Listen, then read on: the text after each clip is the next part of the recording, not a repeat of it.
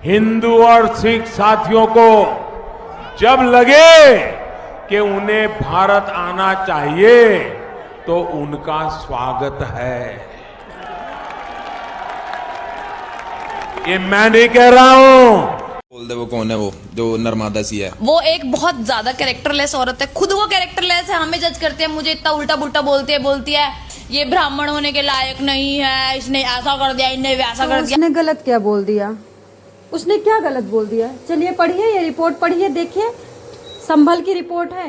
एक मुस्लिम अपनी लड़की को मतलब हिंदू सैनी लड़के से शादी करने के लेने के बाद 3 लाख की घूस देता है प्रधान को, अपने गांव के पार्षद को। लड़की को फुसला करके बुलाता है, रात में गला घोंट देता है। जब हिंदुस्तान लाइव जाता है तो बाप बताता है कि हमें बर्दाश्त नहीं है कि हमारी लड़की हिंदुओं के पास जाए, हम देखना तक नहीं चाहते हिंदू लड़कों को अपनी बेटी के पास। नाक कटा रही है, घर बर्बाद करवा रही है, धर्म को चेंज कर रही है, धर्म पे लात मार रही है, अल्लाह से गुस्ताखी कर रही है, हमारे कोख पे लात मार। मतलब बाप ने बेटी को, अपने बेटे से, अकेला बेटा जो कि बूढ़ा बाप था बेचारा, उसकी कमाई का कोई साधन नहीं था, एक अकेला बेटा कमाता, तब बाप एक रोटी का निवाला मुंह में ले जाता।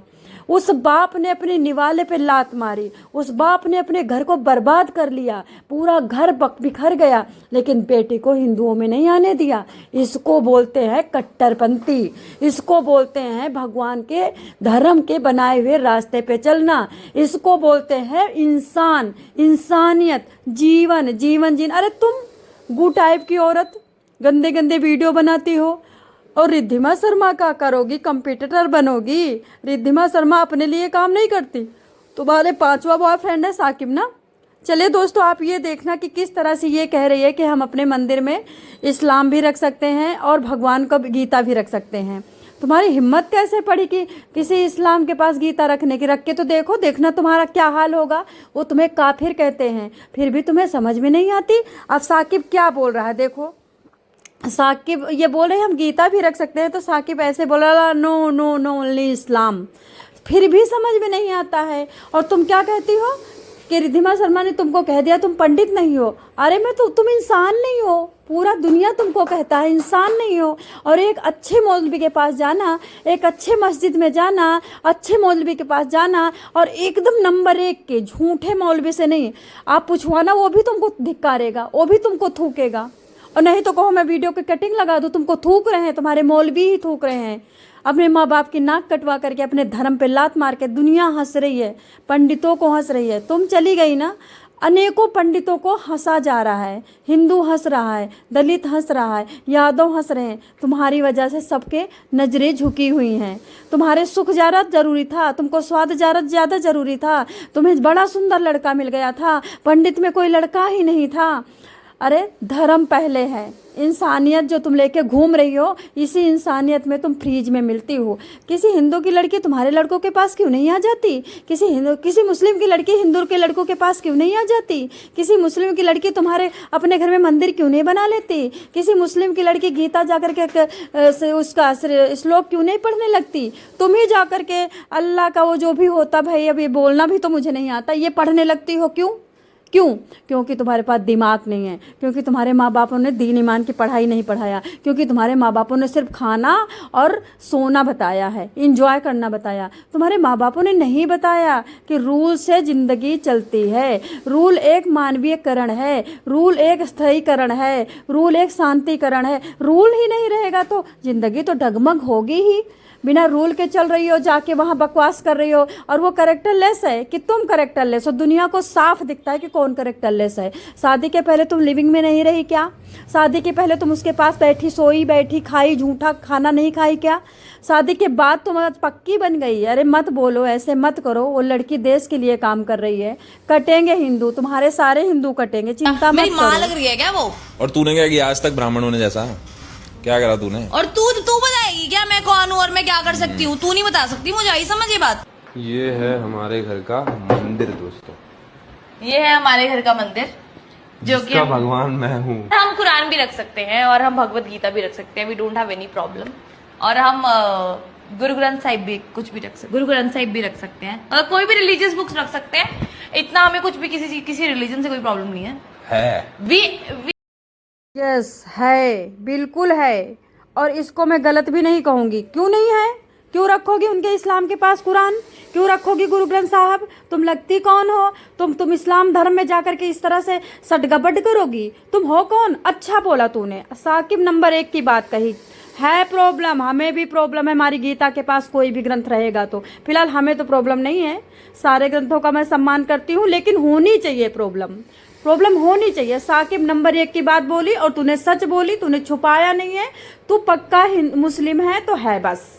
इस तरह की 2 टके की औरतों को जो सिर्फ खाने और पहनने के लिए पैदा हुई हैं, इनको सबक मिलना चाहिए।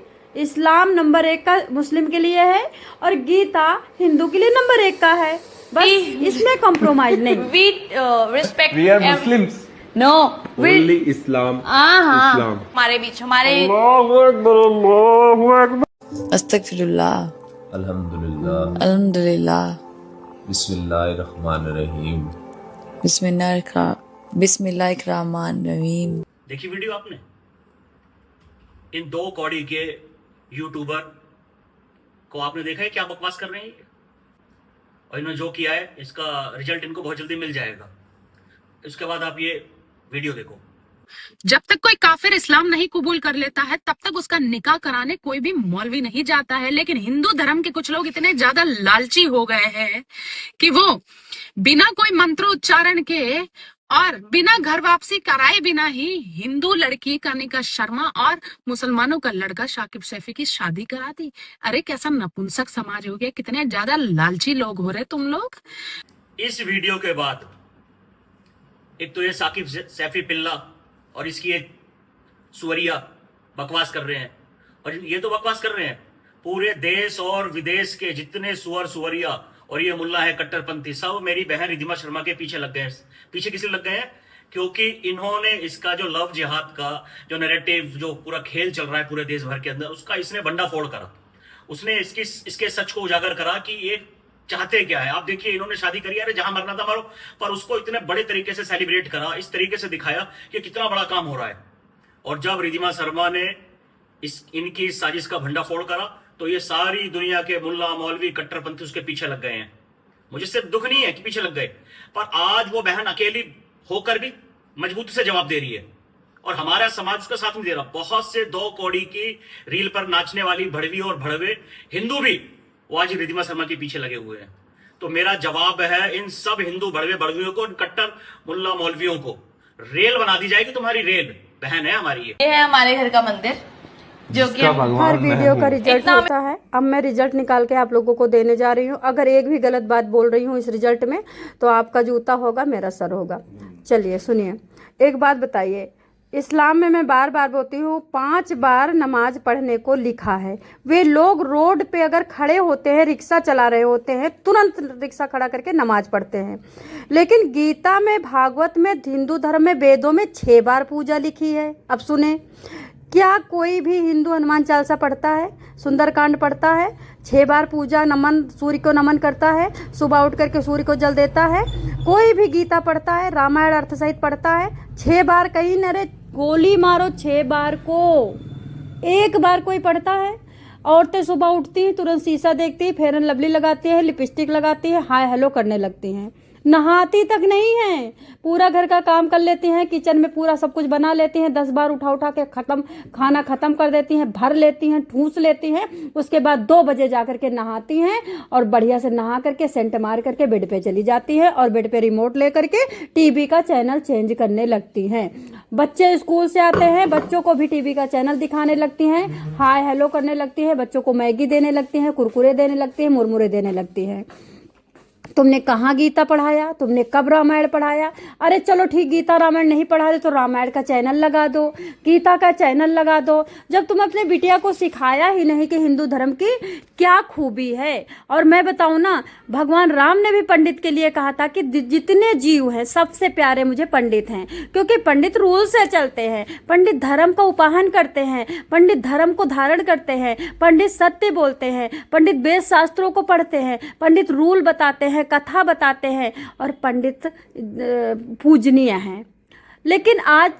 लेकिन ऐसा कौन पंडित है जो भगवान को प्यारा होगा? कोई पढ़ता है वेद शास्त्र? जब तुम अपना रास्ता भूल गए, पंडित का काम भूल गए, अपने धर्म को तुम लात मार मार के जा करके वहाँ पे काट रहे हो, ऊँट काट रहे हो, भैंसा काट रहे हो, मांस के पीस खा रहे हो, इस्लाम में कुरान को सर पे इला इला हिल करके जो भी बोला जाए वो कह रहे हो, तो तुम हिंदू हो, तो पंडित हो? कुछ भी पंडित उंडित अब नहीं है। जब माँ बाप बच्चों को नहीं सिखाएंगे, 6 बार पूजा नहीं करवाएंगे, नहाना धोना नहीं सिखाएंगे, धर्म का पाठ नहीं बताएंगे, गीता और 5 कन्याएं जैसे कि अपाला घोषा, गीता, सती अनुसुईया, सुलोचना, द्रौपदी, मंदोदरी, इन लोगों के बारे में नहीं बताएंगे, कितना औरतों ने कष्ट उठाया, कैसे पतिव्रत धर्म को वाहन किया, किस तरह से धर्म को अपनाया और मुंडी कटवा दी, लेकिन धर्म को नहीं छोड़ा। अपने धर्म में, अपने कुल में ही हमें शांति है, अपने कुल में ही हमें भगवान अपना मानेंगे। इस तरह से तो सुअर के बच्चा ऊंट के बच्चे से शादी कर ले, ऊंट का बच्चा गधे के बच्चे से शादी कर ले,